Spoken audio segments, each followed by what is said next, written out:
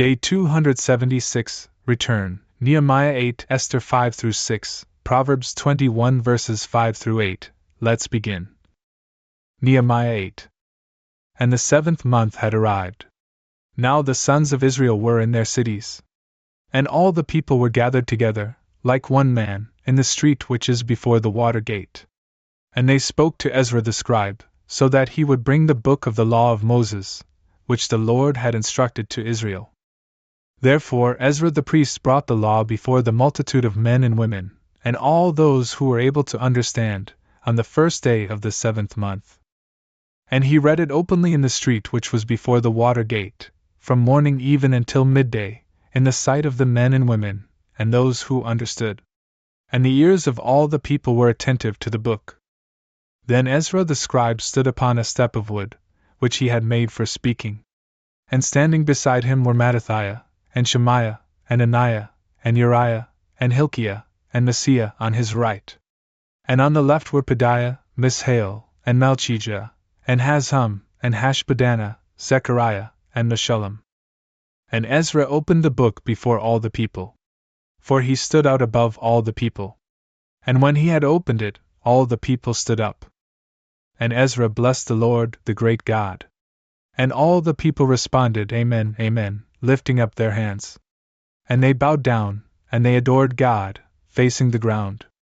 Then Jeshua, and Bani, and Sherebiah, Jamin, Akub, Shabbathai, Hodiah, Maaseiah, Kelida, Azariah, Jozabad, Hanan, Pelaiah, the Levites, caused the people to be silent in order to hear the law.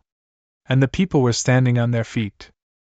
And they read from the book of the law of God, distinctly and plainly, so as to be understood. And when it was read, they did understand.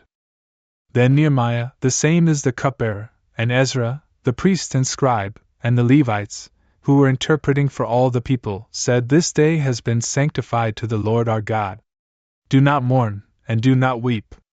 For all of the people were weeping, as they were listening to the words of the law. And he said to them, Go, eat fat foods and drink sweet drinks, and send portions to those who have not prepared for themselves. For it is the holy day of the Lord. And do not be sad. For the joy of the Lord is also our strength. Then the Levites caused the people to be silent, saying, Be quiet. For the day is holy. And do not be sorrowful. And so all the people went forth, so that they might eat and drink, and so that they might send portions, and so that they might make a great rejoicing. For they understood the words that he had taught to them. And on the second day, the leaders of the families of all the people, the priests, and the Levites were gathered together to Ezra the scribe, so that he might interpret for them the words of the law. And they found written in the law, which the Lord had instructed by the hand of Moses, that the sons of Israel should live in tabernacles on the day of solemnity in the 7th month. And that they should proclaim and send out a voice in all their cities and in Jerusalem, saying, Go forth to the mount, and bring olive branches, and the branches of beautiful trees, myrtle branches, and palm branches, and the branches of thick trees, so that they might make tabernacles, just as it was written. And the people went forth and brought. And they made for themselves tabernacles, each one at his own dwelling, and in their courts, and in the courts of the house of God, and in the street of the water gate, and in the street of the gate of Ephraim. Therefore, the entire assembly of those who had returned from the captivity made tabernacles and lived in tabernacles. For from the days of Jeshua, the son of Nun, even to that day, the sons of Israel had not done so. And there was exceedingly great rejoicing. Now he read in the book of the law of God throughout each day, from the first day even to the very last day. And they kept the solemnity for 7 days. And on the 8th day, there was a gathering according to the ritual. Esther 5:6. After this, King Artaxerxes exalted Haman, the son of Hammedatha, who was of Agag lineage, and he set his throne above all the rulers whom he had. And all the king's servants, who passed by the doors of the palace, bent their knees and adored Haman, for so the ruler had instructed them. Only Mordecai did not bend his knee, nor adore him. The king's servants, who presided over the doors of the palace, said to him, Why do you, more than the others, not observe the king's command? And when they were saying this frequently, and he would not listen to them, they reported it to Haman, desiring to know whether he would continue in his resolution, for he had told them that he was a Jew. Now when Haman had heard this, and had proved by a test that Mordecai did not bend his knee to him, nor adore him, he was very angry. And he considered it pointless to lay his hands on Mordecai alone, for he had heard that he was part of the Jewish people. And so he wanted more, to destroy the entire nation of the Jews, who were in the kingdom of Artaxerxes. In the first month, which is called Nisan, in the 12th year of the reign of Artaxerxes, the lot was cast into an urn, which in Hebrew is called Pur, in the presence of Haman, to determine on what day and in which month the Jewish people should be destroyed. And it turned out to be the 12th month, which is called Adar. And Haman said to King Artaxerxes, There is a people dispersed throughout all the provinces of your kingdom and separated one from another, who make use of unusual laws and ceremonies, and who, in addition, show contempt for the king's ordinances. And you know very well that it is not expedient for your kingdom that they should become insolent through independence. If it pleases you, declare that they may be destroyed, and I will weigh out 10,000 talents to the keepers of your treasury. And so the king took the ring that he used, from his own hand, and gave it to Haman, the son of Hammedatha, of Agag lineage, enemy of the Jews. And he said to him, Let the silver, which you promise, be for yourself.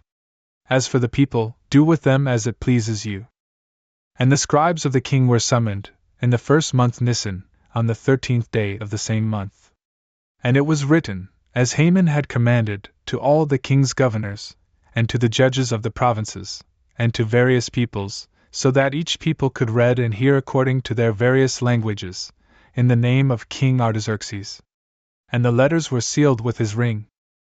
These were sent by the king's messengers to all the provinces, so as to kill and destroy all the Jews, from children all the way to the elderly, even little children and women, on one day, that is, on the 13th of the 12th month, which is called Adar, and to plunder their goods, even their necessities.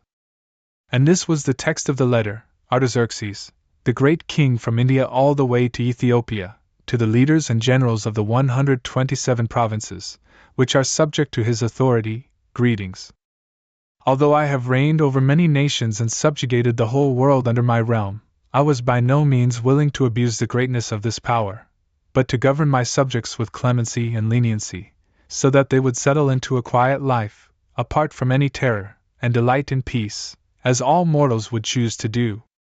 Yet, in asking my counselors how this might be able to be accomplished, one who excelled the others in wisdom and fidelity, and who was second after the king, named Haman, explained to me that there was a people, scattered throughout the whole world, that used strange laws, and acting against the customs of all peoples, despised the commandments of kings and violated the harmony of all nations with their dissension.